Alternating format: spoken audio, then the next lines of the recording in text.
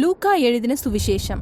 இயேசுவின் வாழ்வை நேரடியாக பார்த்த அநேக சாட்சிகளை விசாரித்து லூக்கா இந்த புத்தகத்தை தொகுத்து எழுதியிருக்காரு. தேவன் பூமி எங்கும் தன் ராஜ்யத்தை ஸ்தாபிக்க வருவாருன்னு பழங்கால தீர்க்கதரிசிகளால சொல்லப்பட்ட எருசலேம் மலையிலிருந்து இந்த புத்தகம் ஆரம்பமாகுது. இந்த நகரத்தில் உள்ள ஆலயத்தில் அதை நடத்துற ஆசாரியர்களில் ஒருத்தரான சகரியா என்ற பெயருள்ள ஒரு மனுஷன் ஆலயத்திற்குள் ஒரு தரிசனத்தை பார்த்து அதிர்ச்சி அடைந்தாரு.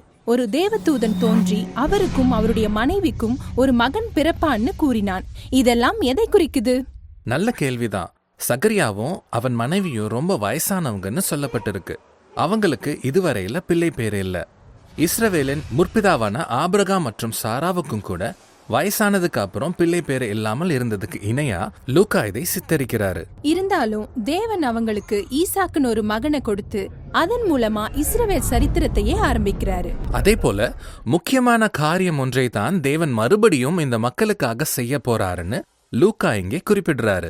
தேவதூதன் சகரியாவோட மகனுக்கு யோவான் என்று பெயரிட சொன்னான். இஸ்ரவேலின் முற்கால தீர்க்கதரிசிகள் வாக்குரைத்தபடி எருசலேமிலிருந்து ஆளுகை செய்ய தேவன் வரப்போகிறார். அதற்கு முன்பாக இஸ்ரவேலை ஆயத்தம் செய்ய ஒருவன் வருவான் என்கிற தீர்க்க தரிசனம் இந்த மகனின் மூலமாக நிறைவேறும் என்றான். ஏன்னா அப்போ எருசலேம் ரோமர்களின் ஆளுகையில இருந்துச்சு. ஆமா, குறிப்பா ரோம சாம்ராஜ்யத்தின் டம்மி ராஜாவாகிய ஏரோது என்னும் மனிதன் அதை ஆண்டு கொண்டு இருந்தான்.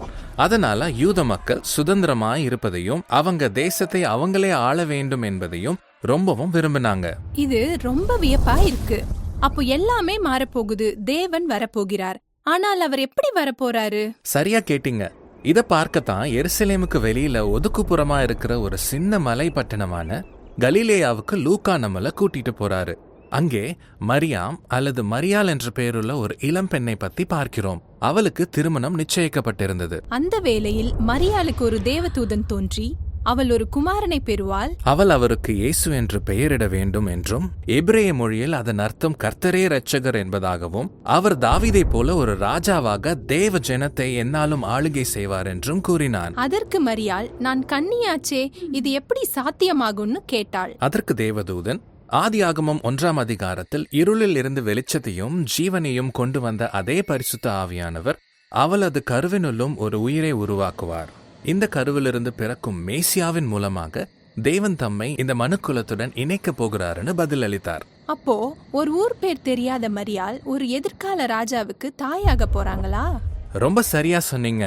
உண்மையிலேயே சொல்ல போனா அவள் தன் வாழ்வின் அந்தஸ்து மாற்றப்படுவது எப்படி வரப்போகும் ஒரு சமுதாயத்தின் பேரெழுச்சியை குறிக்கிறது என்பதை எண்ணி ஒரு பாடலையே பாடிட்டா. அவளுக்கு பிறக்க போகும் குமாரன் மூலமா தேவன் ஆசனங்களிலிருந்து ஆள்பவர்களை தள்ளி ஏழைகளையும் தாழ்ந்தவர்களையும் உயர்த்துவாரு. அவரு இந்த உலகின் நியதியையே தலைகீழா மாற்ற போறாரு என்று பாடினாள். மரியாள் கர்ப்பமாக இருந்த போது அவளோட வருங்கால கணவரான யோசேப்போடு பெத்லஹேமுக்கு போக வேண்டி இருந்துச்சு.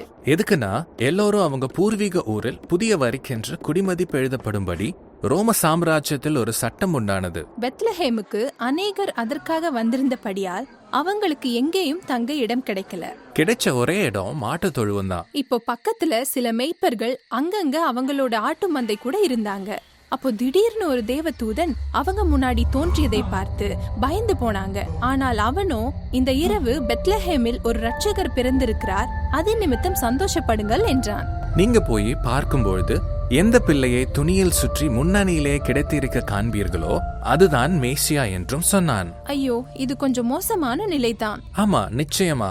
அதுக்கப்புறம் அந்த மெய்ப்பர்கள் அவர்களின் அழுக்கு கந்தையோடு அந்த இருட்டான இடத்திற்கு போய் புதிதாய் பிறந்த இயேசுவை பார்த்து பரவசமாகி நடப்பதையெல்லாம் கண்டு பூமியிலே அடுத்து என்ன நடக்க போகிறதோ என்று வியப்போடு தங்கள் வீடுகளுக்கு திரும்பி போனாங்க. இது எல்லாமே கொஞ்சம் விசித்திரமா தான் இருக்கு. நான் என்ன சொல்ல வரேன்னா, உலகத்தை ரட்சிக்க வரும் தேவன் இப்படி மாட்டு தொழுவத்தில் ஒரு கன்னிக்கு பிறந்து பெயரறியாத மெய்ப்பர்களால் கொண்டாடப்படுவார்னு யாருமே கொஞ்சம் கூட எதிர்பார்த்திருக்க மாட்டாங்க. கண்டிப்பா லூக்கா இந்த புத்தகத்தை வியப்பான திருப்பங்களோடு கதை எப்படி தலைகீழா மாறுகிறது என்பதை காண்பிக்கிறாரு. அதாவது அழுக்கான இந்த இடத்துல ஏழைகளுக்கு மத்தியில தேவராஜ்யம் எப்படி முதலா வெளிப்பட்டதுன்னு காட்டுறது மூலமா இந்த உலகின் நியதிகளை எல்லாம் தலைகீழா மாற்றக்கூடிய ரட்சிப்பை கொண்டு வரவே இயேசு ஏழ்மை கோலம் எடுத்தாருன்னு முன்வைக்கிறாரு.